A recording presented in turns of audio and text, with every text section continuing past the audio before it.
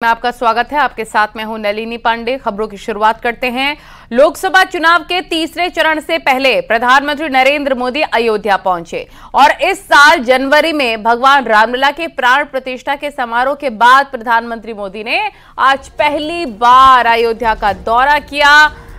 प्रधानमंत्री ने सबसे पहले रामलला के दर्शन किए। इसके बाद उन्होंने 2 किलोमीटर लंबा रोड शो किया। रोड शो देखने के लिए भारी संख्या में भीड़ उपस्थित रही।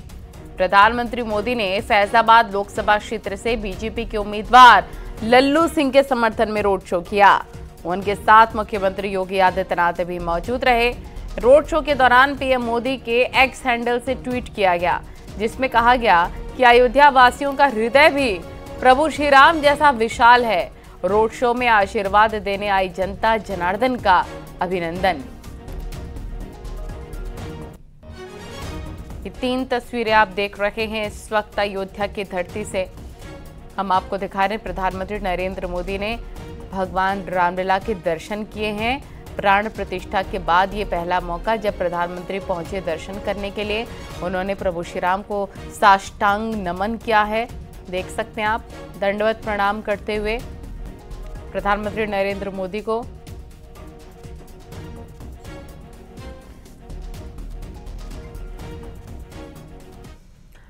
अयोध्या में प्रधानमंत्री मोदी के रोड शो में बाबरी मस्जिद के पूर्व पैरोकार इकबाल अंसारी भी शामिल हुए। इकबाल अंसारी ने कहा कि नरेंद्र मोदी तीसरी बार प्रधानमंत्री बनेंगे। अयोध्या में गंगा जमुनी तहजीब है।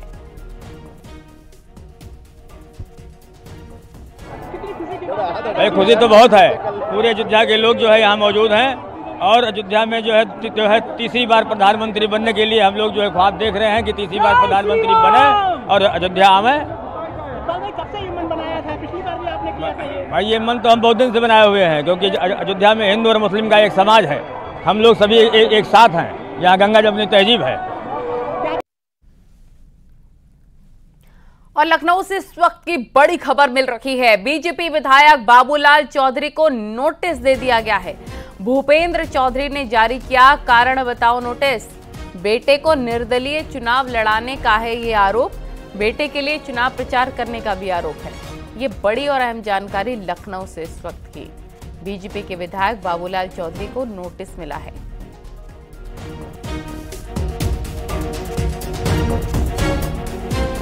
तो बड़ी खबर आपको बता रहे हैं, बीजेपी विधायक को ये नोटिस भूपेंद्र चौधरी ने दिया है। भारत नेपाल के बीच सीमा विवाद कम होने का नाम नहीं ले रहा है। नेपाल ने जहां पिथौरागढ़ जिले के 3 गांवों को पहले ही अपने राजनीतिक नक्शे में शामिल कर लिया था, वहीं अब नेपाल ने इन तीनों गांवों को दर्शाया नया नक्शा 100 रुपए के नोट में छापने का फैसला कर लिया है। नेपाल के इस कदम से भारत के तीनों गांवों को काफी ज्यादा नाराजगी देखने को मिल रही है। तीनों गांवों की एक रिपोर्ट आपको दिखाते हैं।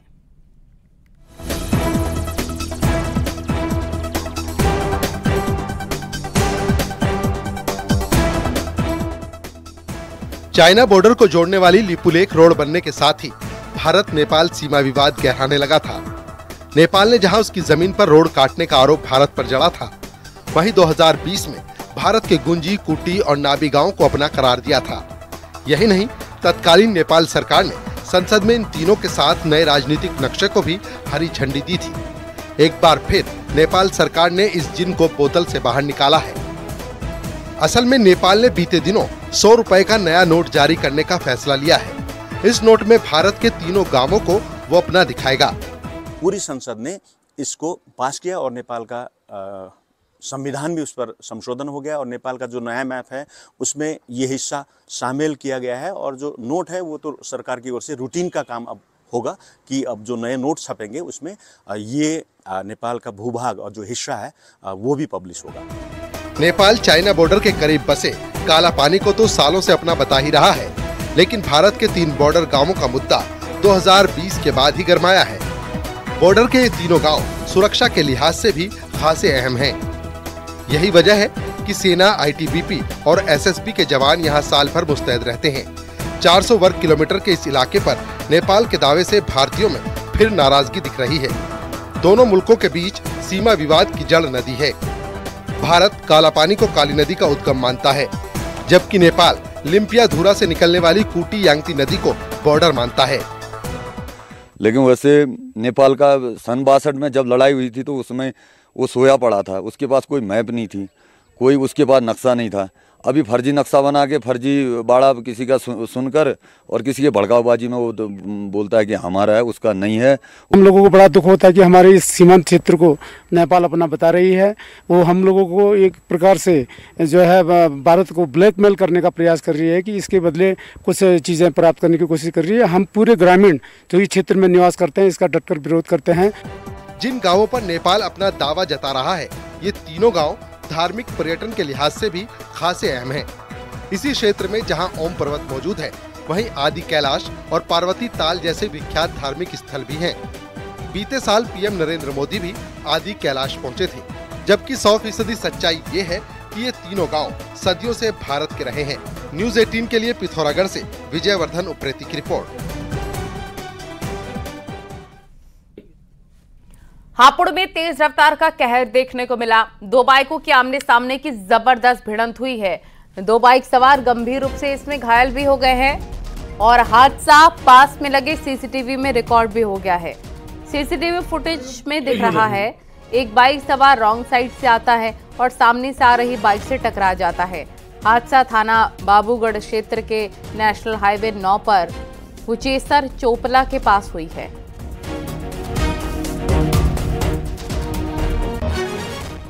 और मेरठ में बस रिपेयरिंग के कारखाने में भीषण आग लग गई। 3 दर्जन बसों और गाड़ियों में भीषण आग लगी है। देखते ही देखते आग ने विकराल रूप धारण कर लिया और आग ने झुग्गी झोपड़ियों को भी अपनी आगोश में ले लिया। हादसा थाना लोहिया नगर क्षेत्र में हुआ। दमकल की टीम को आग पर काबू पाने के लिए कड़ी मशक्कत करनी पड़ी।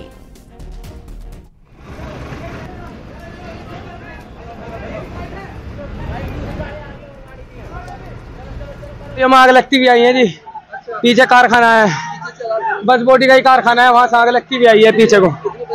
कम से कम 10-12 गाड़ी, 4 गाड़ी में मेरे सामने आग लगी और पता नहीं कितनी लगी है। बसों का काम है सारा, पीछे सारी झुग्गी पुग्गी सब जल गई हैं। बुलंदशहर की नहर से एक नाबालिग का शव मिला है जिसकी शिनाख्त कुणाल नाम से हुई है। मृतक की उम्र 15 साल है जो ग्रेटर नोएडा के एक व्यापारी का बेटा है। 4 दिन पहले कुणाल का कार सवार बदमाशों ने अपहरण कर लिया था। ये घटना सीसीटीवी में कैद हुई थी। तभी से ही पुलिस नाबालिग की तलाश में लगी थी। बीटा-2 थाना क्षेत्र के एचर गांव में व्यापारी का होटल है और न्यूज़ 18 से एक्सक्लूसिव बातचीत में पीड़ित परिवार ने कहा, हमारी शिकायत के उलट पुलिस हमारे साथ मारपीट कर रही है, पुलिस टॉर्चर कर रही है। ये तथ्य निकल के आया कि एक लड़की के साथ में वो लड़का गया था जिसमें हमारी टीमों के द्वारा जिन लोगों पर शक जाहिर किया गया उन सब को बुला के पूछताछ की जा रही है। साथ ही साथ अन्य जो पहलू हैं, तथ्य हैं, उनका परीक्षण भी किया जा रहा है। आज उस लड़के का शव बुलंदशहर में नहर के किनारे बरामद हुआ है। पुलिस के द्वारा विधिक कार्रवाई की जा रही है। मुजफ्फरनगर में टोल कर्मियों की गुंडागर्दी देखने को मिली है। पानीपत खटीमा स्टेट हाईवे पर मामूली बात को लेकर कार सवार कुछ लोगों की टोल कर्मियों ने मिलकर लाठी डंडों से जमकर पिटाई कर दी, जिसमें कार सवार लोगों को गंभीर चोटें आई हैं। घायलों को अस्पताल में भर्ती कराया गया है। कुछ लोगों को हिरासत में भी लिया गया है। मारपीट की घटना वायरल हो रही है। टोल पर टोल कर्मियों और एक गाड़ी में सवार कुछ लोगों द्वारा मारपीट हुई है और कहासुनी हुई है और इस संबंध में सोशल मीडिया के माध्यम से भी एक वीडियो पुलिस का संज्ञान प्राप्त हुआ। इन दोनों सूचनाओं पर तत्काल पुलिस ने कार्रवाई करते हुए टोल पर पहुंचकर छानबीन शुरू की, तफ्तीश की।